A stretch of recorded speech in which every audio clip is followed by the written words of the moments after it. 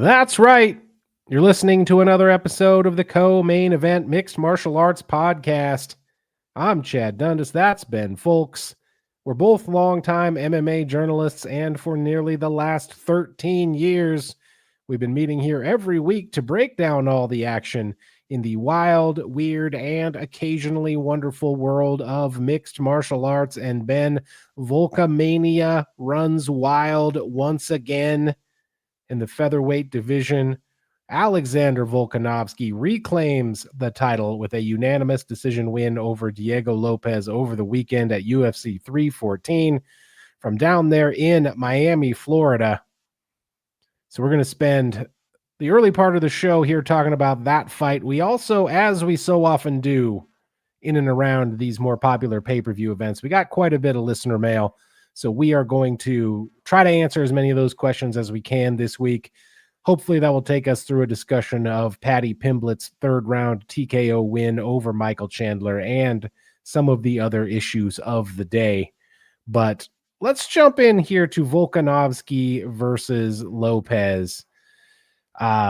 This was just too much Volk, man. This was too much Volk for the upstart challenger Diego Lopez to contend with.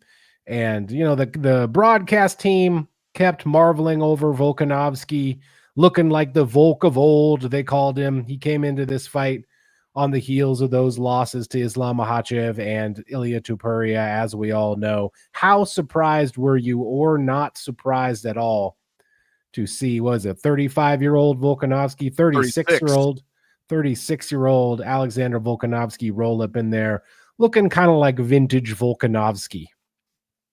Honestly, I was not that surprised. I had him picked, both in the Uncrowned staff picks and in our $20 we never want to see again. But I'll tell you, I was surprised at how well Diego Lopez did in this fight. I think this is one of those fights where nobody's stock really drops because, as we talked about headed into this fight, 2 years ago, nobody was sitting here going, Diego Lopez is about to fight for the title. Nobody was saying that. We were saying, LOL, his hair is awesome and ridiculous. We were saying, makes it easy to remember which guy you are when you show up and you got the Fallout Boy hair. Didn't you once, you bet against him, right? In one of those fights? God damn it. Yeah, I forgot about that. But you're just reminding me now. And then when you forgot who he was, because Diego Lopez sounds like it could be about 15 different dudes in the UFC. It very well could be a made-up fighter. And then he walked out and you saw the hair and you went, oh shit, it's this guy. He's actually kind of good. Yeah. But that was kind of who he was in our minds for a long time, was we went, okay, we remember this guy and he keeps winning fights and we keep being a little bit surprised by these fights he's winning, especially because the fights are getting tougher. The opponents are getting tougher and he keeps winning them. We did not think, though, he's right there on the verge of not only being in a UFC title fight, but being really in contention against an all-time great like Volkanovski. And you could see that what was going on in this fight pretty early on was just skill for skill. Technically, Alexander Volkanovski is the better fighter. And if you just stand there and you try to have like an MMA boxing match, just at a respectable gentleman's distance with that guy, you're going to lose. Because he is going to pick you apart. He's fast. He's got that jab. He can just pump it in your face whenever he wants. He's drawing out punches so he can hit you with clean counter shots. He's going to start picking you apart. And Diego Lopez, we talked about you got to go after Volkanovski early. You got to get after that guy and be aggressive. And he wasn't. In the first round, he kind of laid back and Volkanovski sort of had his way with him. And then it's like he sort of gradually realized that his moments of success are coming when he says, fuck it, and goes after him. Because you're going to get hit anyway. If you stand out there, you're going to get hit by this guy. You're not going to be able to really find him. So you got to just come in after him and create some chaos. And that's when he was having success because he had the better punching power. He seemed to be the stronger guy. He also has a head that's hard as hell, Chad, because he was taking some shots and he did not give a fuck. He was just eating them. And that seemed to be his best chance, was eat some shots, deliver some shots. Because every time he was landing something on Volkanovski, it seemed to hurt. And he had him on some wobbly legs at times. We said there are questions about Volkanovski's chin, questions about his age. Go in there and test that. And he seemed to be able to land those first couple shots that would damage him, put Volkanovski in a little bit of trouble. But the savvy veteranness of the old dog, of the experienced champ here, I think that kind of carried the day. Even though there was a real sense when that final horn sounded in the 5th round, one of those guys was way happier to hear it because Volkanovski had done about all he could do in that fight. It was enough over the course of 5 rounds. If they'd had to fight 8 rounds, I don't know, man, because Diego Lopez was not going to stop coming. Yeah. Volkanovski took it on the cards, 49-46 from 2 judges and 48-47 from 1 judge. I feel like I come down a little closer on the side of the 48-47, but I understand how you could have it 49-46. I bet this is one where Diego Lopez is kicking himself on a little bit, Tuesday here, because he didn't really seem to get rolling until rounds 4 and 5. Like, obviously he clubbed Volkanovski at the end of round number 2. I don't necessarily know if that was enough to give him the round, but if you gave it to him, I wouldn't argue with you just because of how apparently we're doing the scoring these days. But it did feel like once he found that urgency in the final couple of rounds, he was a lot more competitive, and especially in the 5th, it seemed like a clear win for Lopez in that round to me. And so, but you also saw late in that round, I think is a good example, because it was like he was trying to do a little bit of the Max Holloway thing, right? Like he was trying to be like, stand here in the middle and trade with me. It's the final round. And Volkanovski would be like, yeah, man, I'll be right there.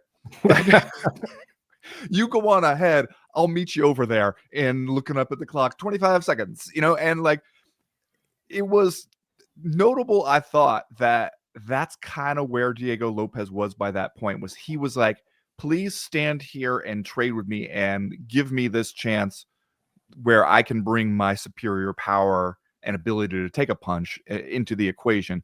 Because if you don't consent to that, I'm going to have a hard time forcing that upon you.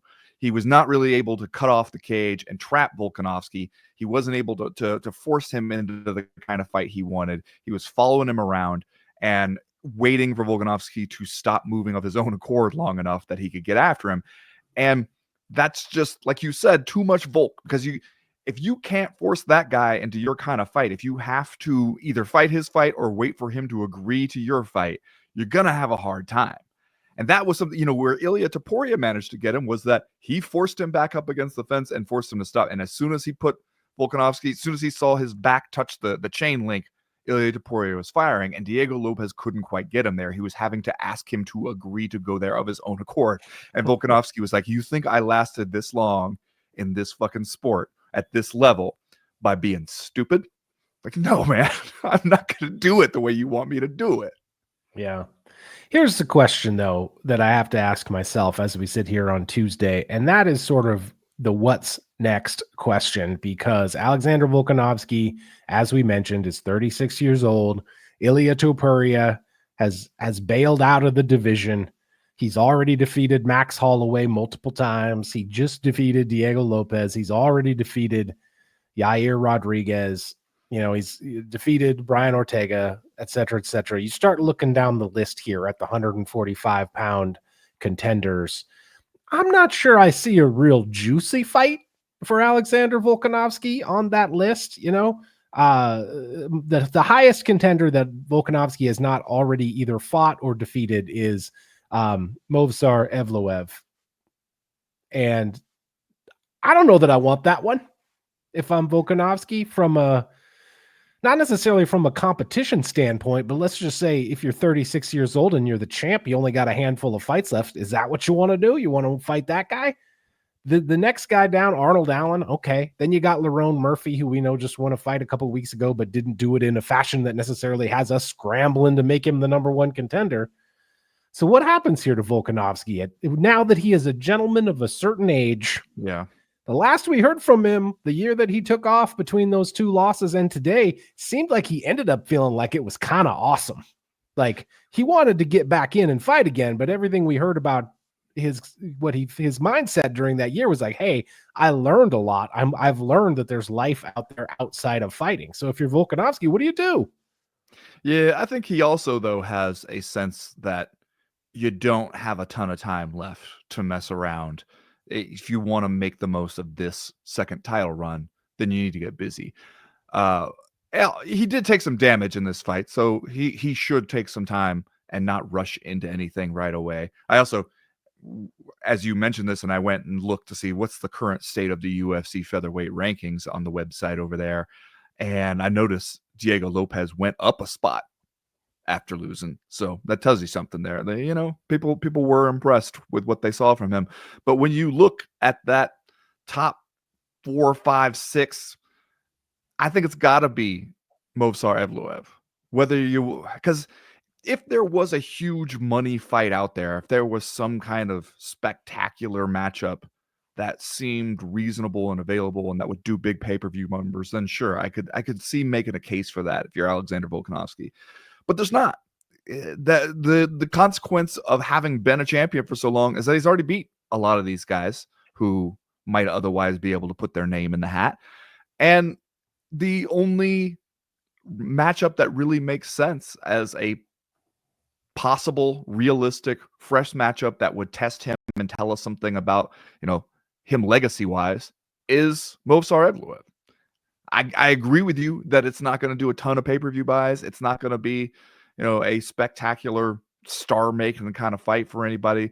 But that is kind of the one you got to do. That's the grind of being the champion and being like, who's next up? It's probably that guy. O'Malley. Well, I mean, that's a ways off, though, as a possibility. Because O'Malley's going to rematch Merab Dvalishvili, right? Probably going to lose. That's just, if I'm playing the odds, probably going to lose. And then think, all right, sure, I could go up to 145. But then what? Does he go up to 145 off of 2 straight losses to Merab and get an immediate title shot? I mean, we've seen the UFC do crazier things for money before, but that's a stretch. Here's what I do if I'm Volkanovski. He likes to make those silly videos, right? Oh, loves to make the silly videos. And he's great in them, honestly. Like one of the better actors in those videos. I would do like a fake Sports Center Talking Heads opinion show video where Alexander Volkanovski plays all of the roles. Okay. And I would have Eddie him Murphy sitting style. Yes. I would have him sitting there arguing with himself about whether or not it's a good idea to book a rematch between Sean O'Malley and Merab Dvalishvili. And one of the Volks would be given the opinion about why they should scratch that fight and have O'Malley fight Volkanovski. That's what I would do. Listen, and that guy would win the argument. That guy would obviously win the argument. I love it for the bit. I think it's a good bit. I think it would be entertaining. I would watch it. They're not scratching no fights, man. No, they're not. They're not. But what do you do if you're Volkanovski? What's the fight, man? Like Aaron Pico just showed up. He's got to probably have 1 or 2 fights before he becomes a champion. They were talking about on the 314 broadcast, they were trying to put together Evloev versus Pico, but apparently it is not going to happen now. So, gosh, I don't know. If you're Volkanovski, I feel like you need a little bang for your buck here. Yeah. I also think, though, he's probably going to feel like, I don't want to wait 9 months to get in there and defend the title and make some more money while I have it. I want to get back in there and cash in because I'm not getting any younger. Speaking of, though, of the UFC 314 broadcast, did you notice how many times I think Joe Rogan kind of led the charge on this, not surprisingly, but I think Daniel Cormier repeated at least once. How many times they said something to the effect of Diego Lopez has never fought 5 rounds before, and Volkanovski has. He's never been here before. He fucking has. He fought 5 rounds twice in other organizations before he got to the UFC. It just makes me... Come on. Consider the source. You really think DC and Rogan are going back in the stacks? You can do it on Wikipedia. You don't have to go back in the stacks. You don't have to be on Vimeo looking for the old handheld cage side video of these fights. You could get on the damn Wikipedia page, do a quick scan down the record, and you can see a couple 5s. He's done it. How do you? This is the main event. How do you not have even just a little bit of research going into this to know something like this? Read my man Drake Riggs's preview. on the ground, Chad. They're not doing that. You are acting like both Rogan and Cormier don't just show up at the arena, land their butts in the seats. Cormier hides his box of chicken tendies underneath the desk. Rogan tries to pretend like he didn't just drop acid right before the event, and they just roll. They just roll in with as much preparation as you do before we record this show, right? They probably don't even know who's fighting before they sit down. It's the main event of a show you're charging us $80 to watch. Like that. You think Cormier is going to be like, well, back at Lux 0006 in August of 2019, Diego Lopez emerged with a unanimous decision win in a 5-round fight against Alexander Solano Rodriguez. 10 minutes. Take 10 minutes. I mean, Rogan, what they needed was they needed John Anik to actually somebody. Yes, there. Yes, that's they what did. They needed. He has a hard time getting a word in when these guys get going, but that is what John Anik should be, because we've heard him have to play the actually role before and be like, what you said is categorically untrue. Let me correct. I guess at this point, I do not expect better of Joe Rogan. Ever since he got that Spotify money, he don't really care about this stuff. He's there to be part of the show, unless they go to somewhere that is inconvenient for him to travel, and then he won't do it. Yeah, we see where this is in the priorities for him. He wants to be there glad-handing with Donald Trump and shit like that.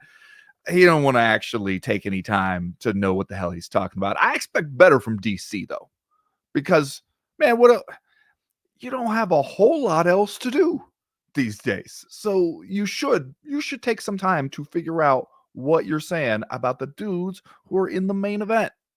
It's not like it's a curtain jerker.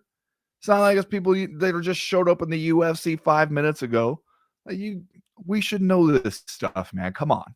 There are a few things about the commentary, honestly. There are points at the commentary, like the Bryce Mitchell-Jean Silva fight, which I assume we'll talk about a little bit more later. It's a good example where I was just like, if I close my eyes and listen to this commentary, I would think this is a close fight.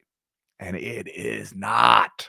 Bryce Mitchell didn't have shit for Jean Silva. He lost every moment of that fight, wasn't ever in it at all. And if you listen to the commentary, you'd think, man, it's really close. There was a point where Bryce Mitchell sort of initiated the grappling in round 1, and a couple minutes later, all he's done is defend chokes. He has not done any single offensive grappling move. All he's done is survive as soon as they get into the grappling game. And one of them, maybe Joe Rogan, I think, remarked like, "This is the kind of fight Bryce Mitchell wants." And I was like, "Is it? Is it though?" Is it though? Because he's losing here too. All he's doing is just barely not losing. It's how he ends up losing, is getting choked. And you're just like, sometimes I feel like I'm living in a different world than they are. Yeah. I mean, that happens frequently with the UFC broadcast, that they're living in an alternate reality. Remember, you're listening to the Co-Main Event podcast. This show drops every Tuesday afternoon for free in your podcast libraries and your timelines. But if you want even more of the Co-Main Event, you can find Ben Folks and myself all week over on Patreon. Hit us up at patreon.com/co-main event and join the team. You'll get loads of extra audio and video content, as well as access to our official Discord message board where they're talking fights and a lot of stuff literally all the time. Hit us up, patreon.com/co-main event. We'd love to have you over there. Ben, exciting news as it pertains to the discussion we were just having. Volkamania is running wild again, and right now you can get 15% off of Volkamania shirts now through May the 1st. If you head over to our shop, comainevent.com, and click the link at the top of the page that says shop, that'll get you there. Just use the code VOLKBACK, all one word, VOLKBACK, VOLKBACK. Get 15% off Volkamania shirts now through May 1st. As always, we partner with our guy, Johnny Ashcroft, on the shop. He is a brand and design guy from Portland, Oregon. We can't recommend him highly enough for all your design needs. Hit him up at studiosuperconductor.com or on Instagram at Studio Superconductor. All right, we said we got a lot of it. So right now, like we always do about this time, we're going to get into a little bit of listener mail. Listener mail. First piece of listener mail this week comes to us from Hair Danny Boy III, who writes, how much do you think Conor McGregor hates himself right now for turning down the Chandler fight? Which, Ben, obviously is a nice segue for us to talk about Paddy Pimblett absolutely beating the brakes off Michael Chandler in the co-main event of this fight. I saw a lot of discussion online after this happened, trying to figure out online. Yes, they were discoursing on the internet. You discourse on the internet. Okay. Some of it more reliable than others. The top question I saw asked was, and I quote, how washed is Michael Chandler? Now, obviously, two things can be true at the same time, so I don't want to take anything away from Paddy Pimblett, who obviously we will discuss because this is a big win for him. But Ben, how washed is Michael Chandler? You can say washed. You can say it. I don't necessarily think that Michael Chandler looked bad so much as I think Paddy Pimblett looked really good. And I mean, it depends. How are we saying washed from in comparison to which version of Michael Chandler? In comparison to like peak Bellator Michael Chandler? Yeah, he's not athletically the same guy he was then because of the way time works. That part should be expected. But is he significantly more washed now than he was in November when he fought Charles Oliveira? I don't know. I don't think so. I think that's more or less the same guy you got in both those fights. And Paddy Pimblett looked great against him, man. Like Paddy Pimblett's striking, especially his poise in the stand-up game, but also just like his technical striking looked like it has gotten much better from when we saw that Jared Gordon fight a few years ago, when everybody looked at that one and thought, this guy is food. Let me be first in line to eat him. And then you saw this one and you went, maybe not. Maybe that guy actually is getting pretty good. And yeah, I wrote a column about this week about the thing we've talked about a lot is that MMA fans, we will make a snap judgment about you early in your career, especially a snap judgment that you suck. We will not necessarily. We are willing to revise our judgment that you're awesome immediately. Like we can talk about you in one of these GOAT conversations coming off a big win, and then if you show up at the next one and you have a bad night, you can still win. But if we think you had a bad night, we're ready to revise our opinion down and be like, actually, he sucks now and has always sucked. Like we'll do that, no problem. But we have a hard time going back and be like, actually, what we saw is not his final form. He is still getting better. Which, when you think about it, they should be getting better. A guy like Paddy Pimblett, he's 30. He should be still getting better. And it makes sense when you think about, you see these guys for 15 or so minutes every 3 to 5 months. In between that, they ought to be in the gym. They ought to be, they spend so much more time preparing to fight than they actually do fight. It's one thing when you see an NFL wide receiver. You see him 1 week, he looks kind of mediocre.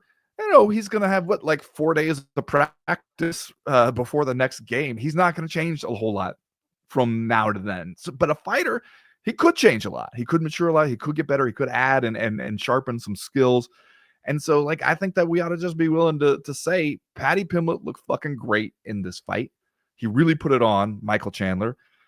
Chandler's still got toughness, but that's about all he's got for a guy like Paddy Pimblett, like a bigger guy who he can't bully around, a guy who can take a shot when Chandler is going to get 1 or 2 in there. But man, there was a moment in that fight, you could see it, where Chandler had been split open by that knee. He was on his back, stuck in mount. Paddy Pimblett's raining down elbows on him, and his face is covered in blood. And you could see him, like the look in his eyes as he looked up at the terror of Paddy Pimblett brutalizing him. There was like a helplessness there where he was just kind of like, fuck, nothing really left for me to do here. And I don't think it's because Chandler sucks. I think it's because Paddy Pimblett was doing really fucking good. Even more than that, I saw utter dejection in the corner of Michael Chandler, not even necessarily between rounds, although between rounds they were kind of being like, remember what we talked about, Mike? Remember what we said we were going to do?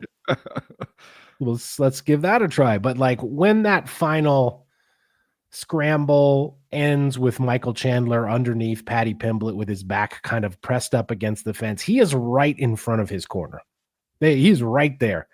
and they are all sitting there seemingly just staring at him.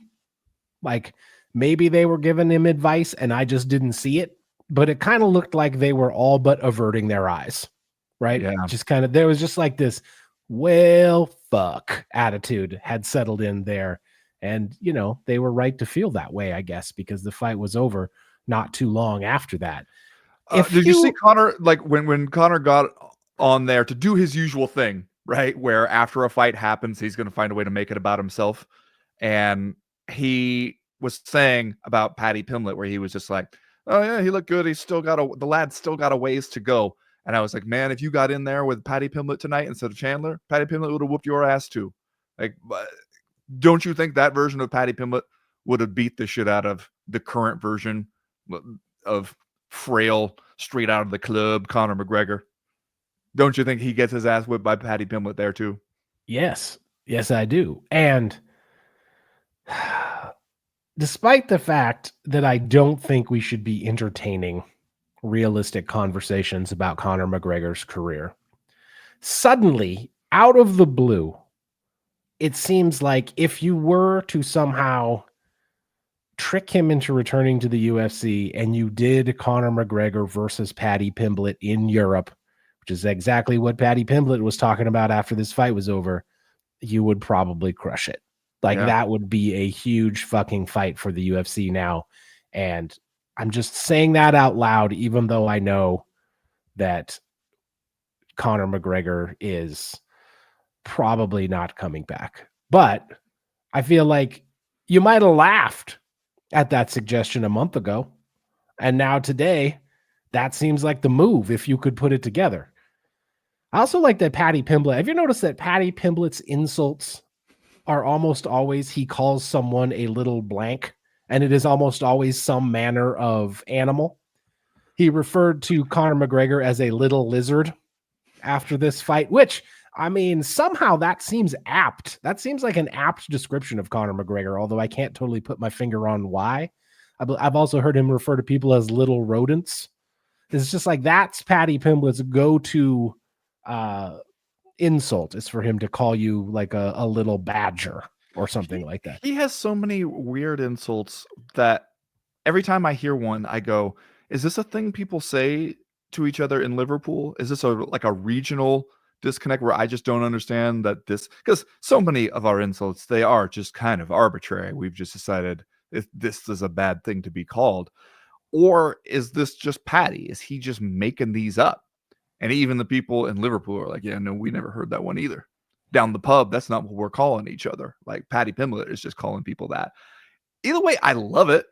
I kind of love it just because, you know, it's a nice reprieve from just like gay slurs and things like that. Like, it's a nice change of pace from what MMA fighters have often done. And instead, you're just like, are you going to call him a little lizard? Forces me to consider him scurrying about the ground so low that the foot of man is incapable of crushing him.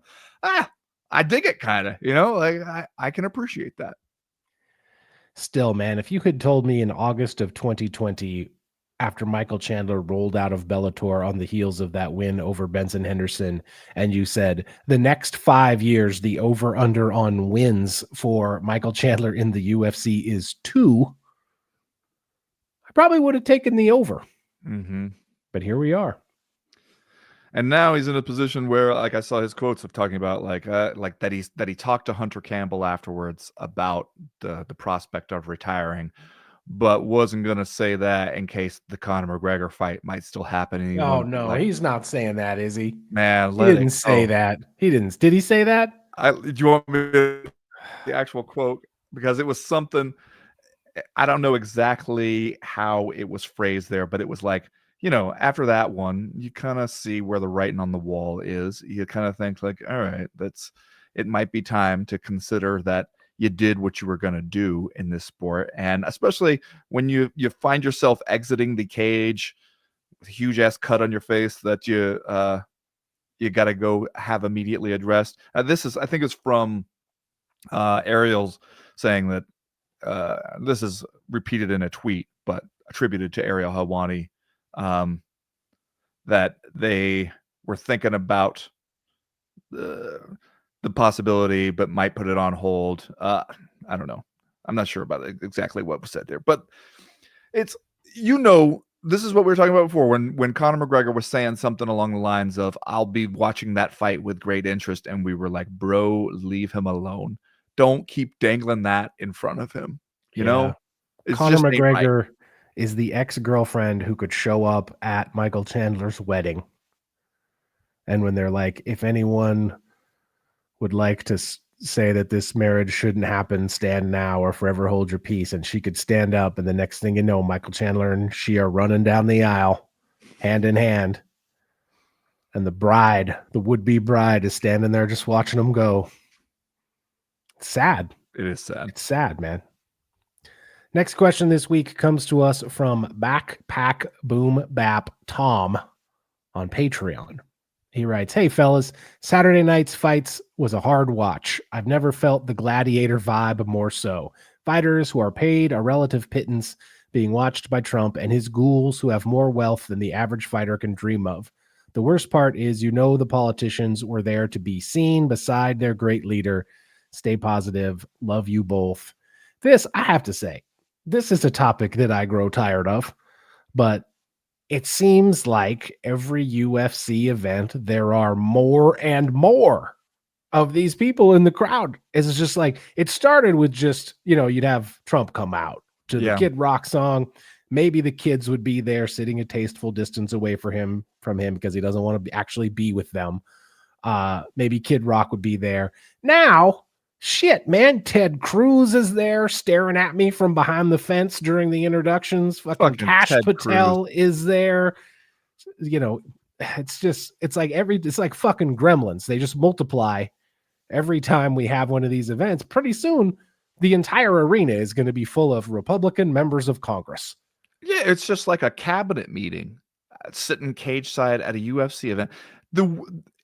I also grow tired of it, but it is so goddamn ridiculous that it's hard to completely ignore because the broadcast forces you to consider it. And this time, they start showing them, and at first, they're showing Trump, they're showing Elon Musk sitting there with his kid, who he uses as a human shield against criticism. And I was just kind of like sighing, like, here we go. Okay, fine, whatever. And then when they start panning across of all like the cabinet members and like they showed the director of the FBI and he's like, hitting them with like a hanging loose, and like the crowd is actually like kind of cheering. I mean, it's tepid cheers, but still, it's like you want to say to somebody like, what are you cheering for right now? The director of the FBI gets cheers? First of all, he shouldn't fucking be here. Second of all, he shouldn't be like introduced as a special guest. It's not cool to be the director of the FBI. You are not a member of Imagine Dragons. That is not your role here. Your role is to actually do a job in this country. A few years ago, the Republicans were telling us that the director of the FBI was a goddamn traitor who should be jailed. Now they're just like, hey, here he is. Isn't he a cool guy? Cheer for the cool guy on the screen. And it's like, if you are at a UFC event that you paid hundreds, if not thousands of dollars for tickets to, and you're over there cheering when you see, the director of national intelligence, Tulsi Gabbard, like up on the screen, you're a fucking nerd, man. You're a fucking nerd. I bet you wore a bow tie to high school. I bet you're one of those kids. You're a fucking dork. That is dork ass shit. Just be like, hey, all our favorite political figures who do not give one fuck about us are here. Isn't that cool? Plus, I was just like, man, are you trying to tell like somebody, like a terrorist or somebody out there, that all they need is one strategically placed bomb in like the Kaseya Center or something one night and they could just decapitate American political leadership? Then I thought we had rules about this shit, about trying to keep them all from being in one place at one time. Like, then we have entire military protocols about this. You're just like lining them all up in the front row. You make it easy on somebody. I know we are well beyond the point of reason in all of this, but I would just say, could we stop the fucking charade that any of these people are working hard? Yes. Right? Like, I feel like there's this charade amongst the right. They're like, oh, Donald Trump is a financial genius and all he does is work hard on behalf of America. It's like, he's not sitting up at night, sweating the tariffs. Yeah, he's golfing. He's at fucking the UFC, golfed all day, and then he went to the UFC. Like that's what your boy is doing on the weekends. And I hate these comparisons because you could make one about every single thing that he does. But imagine if a Democratic president played golf every week and then went to the fucking NBA or the UFC or whatever on Saturday nights. You would never hear the fucking end of it, man. Ever.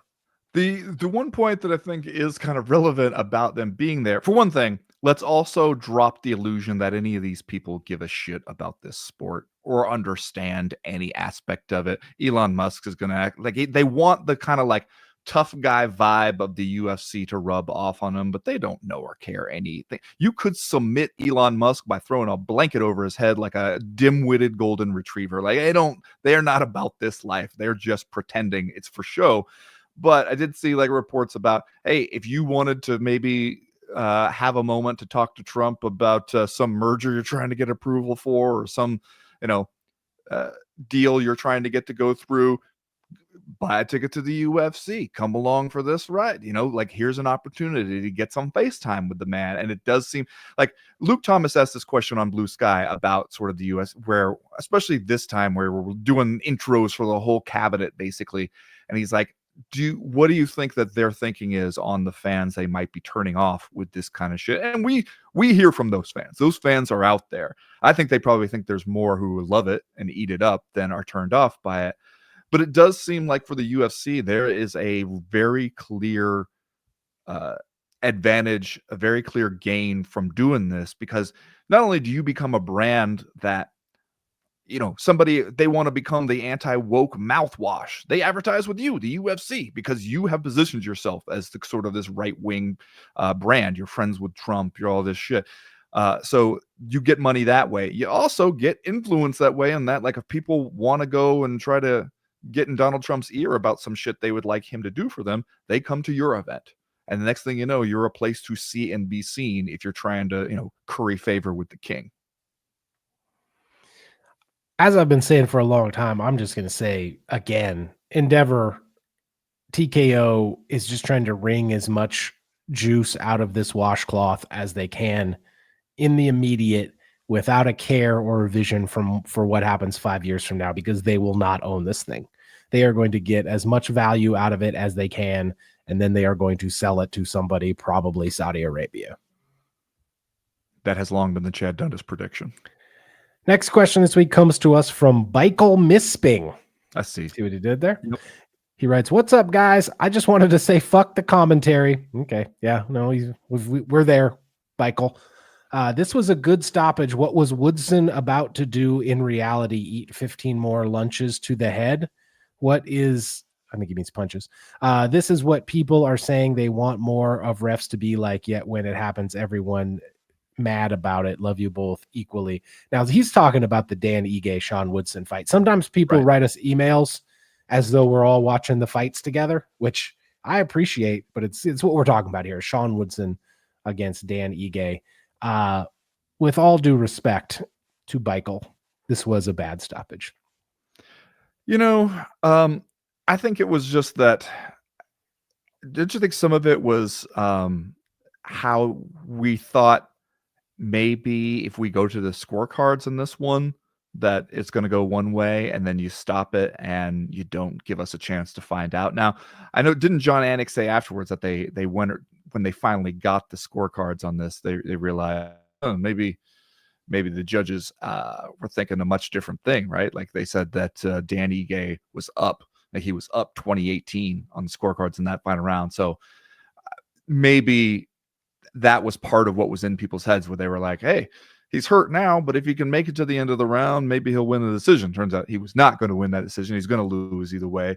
But it's whenever you see a fighter kind of get stopped in that position where he's able to pass the what the fuck test right afterwards, then it does influence people's perception of it. But it's also, we're asking the referee to stop or not stop the fight before he knows whether you can pass the what the fuck test. Yeah, I don't want to lay too much blame at the feet of the referee, who I believe was the big homie, maybe Kerry Hatley, in this fight. because as I said before, this is the hardest job in sports, man. You're out there trying to officiate this thing in real time, knowing that as soon as you make a move, the game is over. The athletic contest ends at that point, and you can't run it back. It's Andrew like, Glenn, the referee. Oh, Andrew Glenn, member of the Hatley family from his appearance. It's like you're making a call on a slide at second base in the fourth inning, and if you call safe or out, the game is over, right? Mhm. And you don't know it's coming.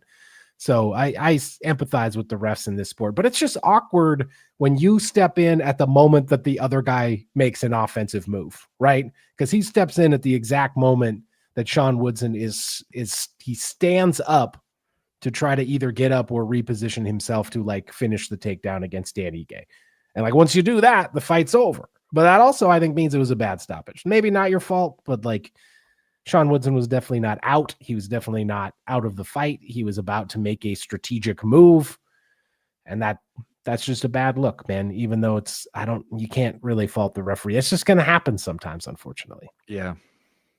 Next question this week comes to us from Eric in Toronto, who writes, I think I'm starting to like Ian Garry, and I'm not prepared to feel that way. First, he took the Shavkat-Rachmanov fight, and now another short notice fight against Carlos Pratis.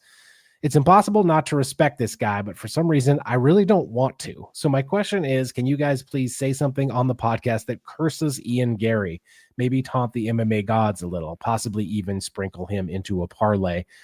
First of all, Eric, ouch on the strays cast on our betting skills here. Second, I mean, clearly Ian Machado Garry, future 3-division champion. Probably by the end of the year, I would think. Yeah. An undefeated streak to rival that of Fedor Emelianenko. Will get his own wing in the UFC Hall of Fame. Mm-hmm. You know what? I feel similarly, though. Like, I think let's just be honest with ourselves and admit we're kind of glad to have Ian Garry around. He's sort of a fun guy to have around. He's somebody that gets people talking. And then when you saw him in that Shavkat fight, where he stepped up and took that one and did way better than we all thought he would. Had a moment there where he looked like he might actually choke out Shavkat. So, again, the same point I was making about Paddy Pimblett, you got to be able to revise your opinions of some of these guys the more you see of them.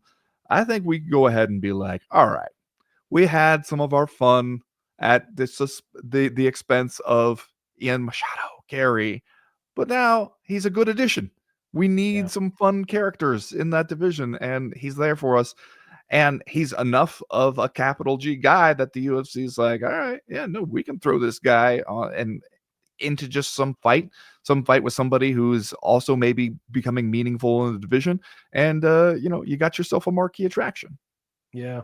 I too have had to revise my opinion about Ian Garry just because for a long time I thought, well, there's a lot of chatter from him and around him outside the cage, but I'm not totally sure either the excitement or the skill level really shows up, between the bells. But then after the Rahman fight, that opinion's not viable anymore because, clearly he is good. Clearly he can have an interesting and fun fight. And, we talked a little bit, I can't remember which show we talked about it on, but basically the promo that he cuts on Carlos Pratis, he's clearly sitting in a dark bedroom with a looks like the light of his iPhone in his face as he records. I don't know about the setting for that video, but I thought the substance was actually pretty good. He cuts a valid promo on Carlos Pratis, half in English, half in Portuguese, which I thought was also a nice touch, which you can do if you're Ian Garry. And he even says the date and name of the show, just like his fucking Dusty Rhodes out here cutting a promo on Ric Flair. So got to respect the game, I think, on Ian Garry. At the Mid-South Coliseum, Daddy. That's right. You're going to see you. Next question this week comes to us from Mike Garcia from voiceofgarcia.com. He writes, gentlemen, I've always wondered about this. Does it ever come to mind to a particular fighter that after losing the championship and then recapturing it by not beating the guy that beat you, can you truly call yourself the best? Case in point, Topuria leaves, Volk is new champ. After Amanda leaves, Juliana is the champ. Same what happened with DC after Jones and his issues, which led to vacating the title. Is there not a thought in their heads where they could think, no, I may have the belt, but I'm not the true champion. I need to beat the one that beat me, Mike? We're not saying that out loud. We're not saying that out loud, Mike, even if you think that, which I don't think you can underestimate the self-deception that is a necessary part of the fighter's mindset, right? I don't think you can underestimate that. But even if you did have that inkling, you're never going to say that out loud, especially not in public. Yeah. Until it's all said and done. Then you can be like, well, I wish I had the Topuria one back. I would love to fight him one more time. But like, you can't say that out loud now, not while you're the champ. Yeah, and they just do not really seem to be burdened by this that much. Maybe it's the heft of the gold belt, maybe it's the money that comes with it, but that does not seem to be anywhere that their minds really go. They seem glad to have a UFC title, no matter what the circumstances, no matter what anybody else might say about it. That's been the goal. The goal for so long. How many nights have they gone to sleep dreaming of themselves with that belt around their waist? And now they have it, and you want them to be hung up on like doing the math on how they got there and whether it really counts or no, man. Chad once went in to play one of those spring league hockey finals, and we were playing a tough team who had beat us once in the regular season. We played them in the finals, and they had to replace their goalie. Their goalie had gotten hurt. They had to replace their goalie with a worse goalie, and so we beat them. Do you think that when we were posing on the ice with the spring league championship trophy, which of course is a 30-pack of Pabst Blue Ribbon, do you think we were saying to ourselves, yeah, but it doesn't really count because they didn't have their real goaltender tonight? No, fuck no, we're champions, baby. That's all we're thinking about. It's the same shit that like they're not getting that worried about it. The only guy that I can ever recall kind of doing anything remotely like this as champion was Forrest Griffin. And at some, Forrest Griffin's whole thing was like self-deprecating humor, at least publicly. And I remember at one point when he was light heavyweight champion, he was like, he said something to the effect of, you look around at all the other champions and they're terrifying. It's like George St. Pierre, Anderson Silva, and then there's me. And while that was kind of a funny thing to say at the time, it's also kind of like you put that out there and people are sort of going to start thinking about you like that, right? Like, you start saying that if you're Forrest Griffin and maybe, fast forward 10 years down the road or whatever, and we're like, we kind of maybe agree with that, right? Agree with that sentiment? Yeah, but that was kind of his whole shit, right? Like that was Right. part of the Forrest Griffin personal brand, was being funny and self-deprecating, and it worked for him. He sold a book based on that, basically, and still there's like funny clips of Forrest Griffin talking about himself not thinking that he's very good. So, everybody got to have a gimmick. It really helps to have a gimmick. If you want to stake out the sort of Rodney Dangerfield kind of territory as an MMA fighter, there's not a whole lot of people competing to be the guy who says, I kind of suck, so you have it all to yourself. I think it worked for Forrest. Next question this week comes to us from Luke Devereaux, who writes, subject line, I swore I would never give him the steam off my piss. Wow. ... Wow. But here I am writing about Colby Covington. Everyone is on to his act, but he clings to it. I can well imagine him rehearsing his comeback to Patty in front of his mirror after using ChatGPT as a scriptwriter, then high-fiving himself and telling his reflection how cool and funny he is.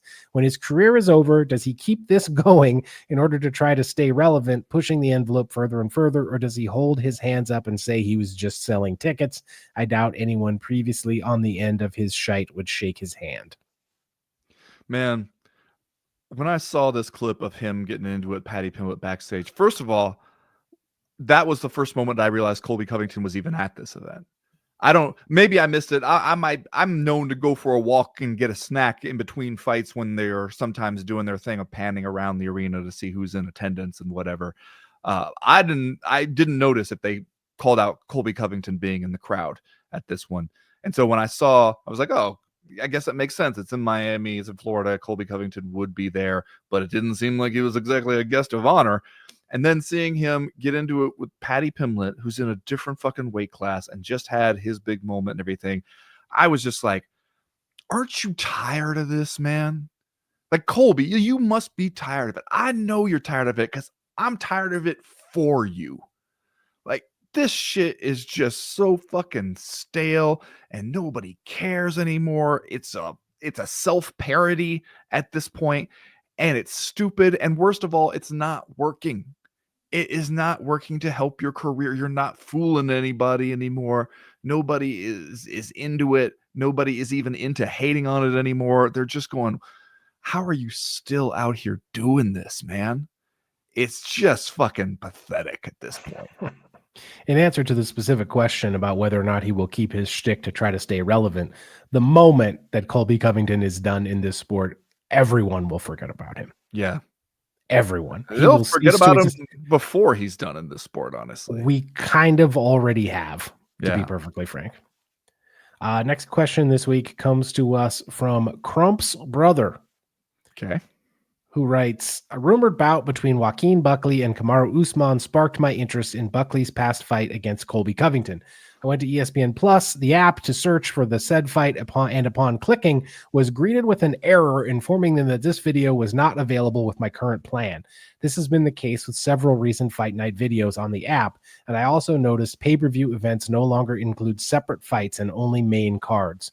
Without wanting to shell out more cash as we teeter on the brink of a recession, and with trusty blogspot quote-unquote archival sites nuked, where can diehards go to enjoy past fights? The Fight Pass, and where recent fights can take months to be available.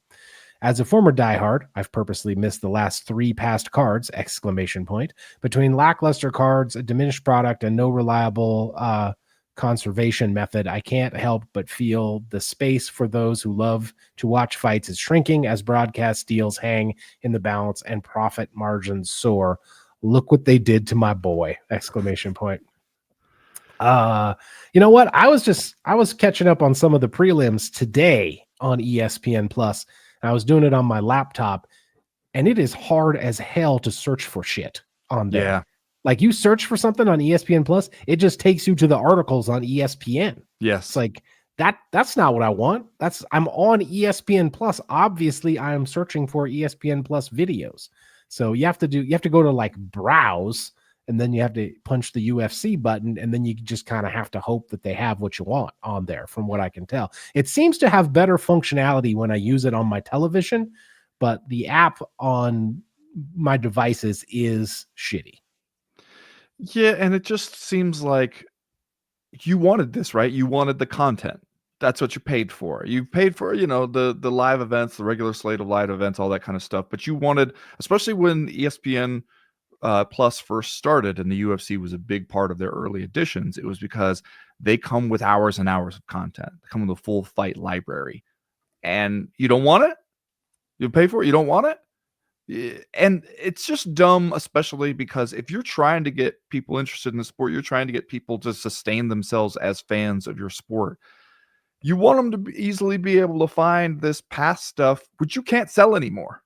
It does not have a real value to you anymore, especially in the days where, it used to be a not insignificant piece of the UFC revenue pie was selling DVDs, where they would be like DVDs of past events, DVDs of ultimate knockouts, all that stuff. You remember those days when that was like a legit thing. But you go into, a Tower Records or some kind of shit, like one of these places you'd buy DVDs and they'd be like UFC Ultimate Knockouts 4. Like, that was a real thing for them. That's not a real thing anymore.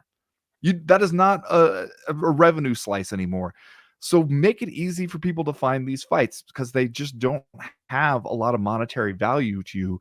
That's what I've always said about how aggressive they are going after people doing highlights and shit on YouTube. Those people are doing free fucking marketing for you.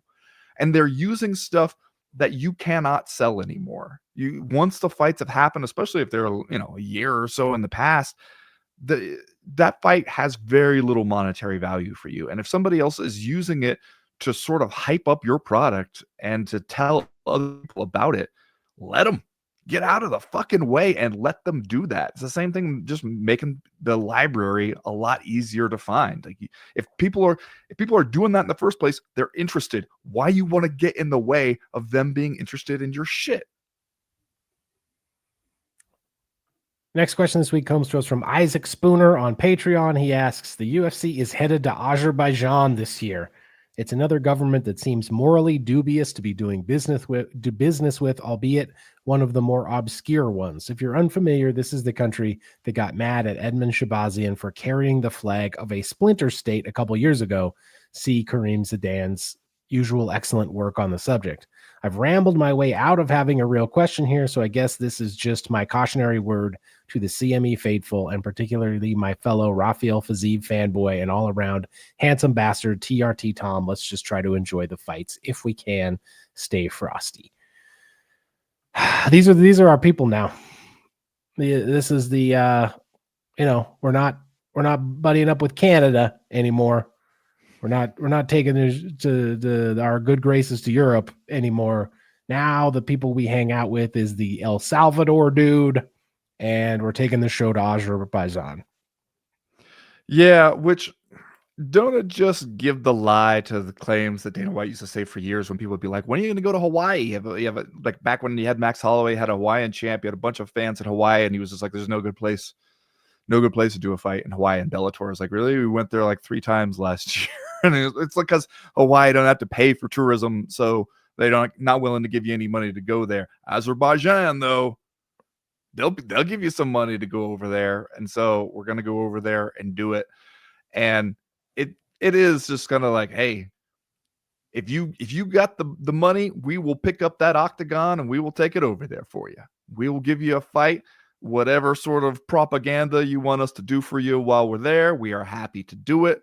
And so now, like, nobody was sitting around. Remember when people used to do this at press conferences? Dana, when you going to do Cowboy Stadium, man? When you going to do Madison Square Garden? Nobody was sitting around. When are you going to do Azerbaijan? That wasn't really happening until somebody comes along with some money and be like, hey, bring this shit over here to the Baku Crystal Hall, which I'll say this. If you look at pictures of the outside of the Baku Crystal Hall, it does look kind of dope. I learned on Wikipedia, built in 2012, just in time to host the Eurovision Song Contest. Oh, wow. Look at this thing. Yeah. It looks like you can fold it up and put it in your pocket. It looks like a little thing of origami. That's what it looks like. It looks pretty cool. But yeah, it's not like people were sitting around being like, you absolutely must bring this shit to the historic Baku Crystal Hall in Azerbaijan in order to be considered big time among sports. It's just UFC being like, how do we stuff more money in the pockets? It looks like one of those things that people used to make out of paper in grade school that would tell you who you were going to marry. Oh, yeah. Okay. Remember those things? That's what it looks like. That's what the Baku Crystal Hall looks like. All right, that's it for listener mail this week. If you have a question, comment, or concern that you want to air to the podcast in future weeks, you know how to do it. Go to the website, co-mainevent.com, and click the link in the top right-hand corner of the screen that says email the podcast. That'll get you in touch with us. Ben, we got a few minutes left. Did you want to talk about Bryce Mitchell? Yeah. Getting it handed to him by John Silva. Every once in a while, this sport gives you a satisfying moment, doesn't it? It does, and I still think that this was an uncharacteristic move by the UFC to be like, because I always say this, right? When somebody does a dumb or says a dumb thing, Dana White will be like, I'm not going to punish him because in this sport, the best thing that can happen is you tune in to see this guy get his ass beat. And this is like one of the first instances that I can recall them actually booking that guy in a fight where the odds said he was going to get his ass beat. Now, it was satisfying to watch him get his ass beat. Again, the commentary would have us believe that it was a close fight until it wasn't, and it never was a close fight. One thing, let's appreciate that John Silva is a born fucking weirdsmobile. That guy, he has the it factor. He walks out into the building. He wants you to look at him. He doesn't seem to have any sort of self-consciousness at all. He doesn't seem to be worried or nervous even a little bit. He just seems like he's there to party, and he already knows he's going to win and going to fucking style on you. He was styling on Bryce Mitchell. He's out there talking to people at cage side. He's doing whatever he wants to Bryce Mitchell, going to choke him out and stand there and bark at the man. And he's a lot of fun to watch. And he has a lot of just like, charisma is not quite the right word, but there's like a magnetic quality to him that will take you far in the fight game if you have that, and you can also fight, which he clearly fucking can. So it was great to see him go out there, troll Bryce Mitchell in the advance of this, fuck with him over all the ridiculously dumb shit Bryce Mitchell has said, and then beat his ass. So yeah, that's a good time. We've said before, those can kind of go either way. There is no moral value to be found in the result of a prize fight. So It's not like Bryce Mitchell lost because he's a dumb Hitler apologist. He lost because he wasn't as good at fighting as Jean Silva. Still, it was a nice moment to get to watch. Here's this. This was interesting to me because afterwards you're like, what is Bryce Mitchell going to say? He thought he was like fucking chosen by God to win this fight. He thought he was against the forces of darkness going up against Jean Silva. Demons and sexy ladies had been plaguing his dreams, Chad. And then he goes out there and got beaten, got choked out. Is that going to be a why hath thou forsaken me moment for Bryce Mitchell? And so I was interested what his comments were going to be afterwards. And I think he got on social media. I'm reading this from the MMA Junkie story on it, where he writes, I'm going to make some adjustments, but I mean, he put me to sleep. I had nothing left to give. I'm happy about that, knowing I tried my best, but I've got to get better. That's just a lesson I've learned here. I've got to get better. I have never had this much outpouring of support. It's just crazy. It's been a whole crazy week, and I can't even put it into words.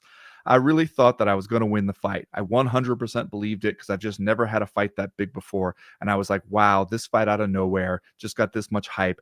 God's chosen me to win this fight, but that wasn't the case. I'm just going to keep fighting. That's all I can do. That's all we can all do. Anytime you take a loss, just learn from it and keep fighting. That's what I'm going to do. I've never had this much outpouring of support. Now, what does that say about MMA and about a large section of the fan base? Because why did you get that support suddenly that you'd never had after you said all the Hitler stuff? You know, seems like you should get less support than ever after that. Instead, you feel like a lot of people really rallied to your side. How about that? What are we going to do with this guy moving forward? He's 2-3 in his last 5, and he's beat Dan Ige and Crone Gracie are his wins. Remember when he was 15-0? Mm-hmm. Just beat Edson Barboza in 2022. Granted, he's lost to Ilia Topuria. Josh Emmett got knocked out by Josh Emmett, which can happen. That can happen. You can get knocked out by Josh Emmett. And now he's been submitted by Jean Silva. So stopped in all 3 of his career losses. Doesn't seem like he's on great terms with the boss now. I don't know. You hear Dana White's comments afterwards showing up where he was just like, hey, Bryce Mitchell was a man. He showed up, he faced the music, and went in there and fought. It's like that is not the stuff that's going to get you on Dana White's bad side. Saying stuff about fighter pay and how the fighter should have a union or something like that is going to get you on way worse terms with Dana White than anything like this. That's true. I just can't imagine that there would be much interest moving forward, but maybe I'm wrong. Chad, he's never had this much outpouring of support. What are you talking about? I heard that. Yeah, that's an interesting comment. All right, that's going to do it this week for the Co-Main Event Podcast. Remember, we're over at the Patreon page all week. Join us over there, patreon.com/co-main event. We would love to have you. I have a feeling you'd like it. I have a feeling you would be entertained. I think you would really like us if you just took a minute to get to know us a little better. Thanks for listening, everybody. We appreciate the support. As for right now, we are done. We are through. We are out. Presidential physical just dropped. I saw. He's what, 224 pounds? 6'3", 224. Okay, bro. That makes Trump, let's see here, 4 inches taller than me, and we weigh the same. Does he think we can't see him? Apparently, yeah. Some Kim Jong-il shit right there, man. Come 6'3". I just saw a tweet. Somebody said President Trump is 6'3", 224 pounds, and 4.8% body fat. We might lose him to the NFL draft.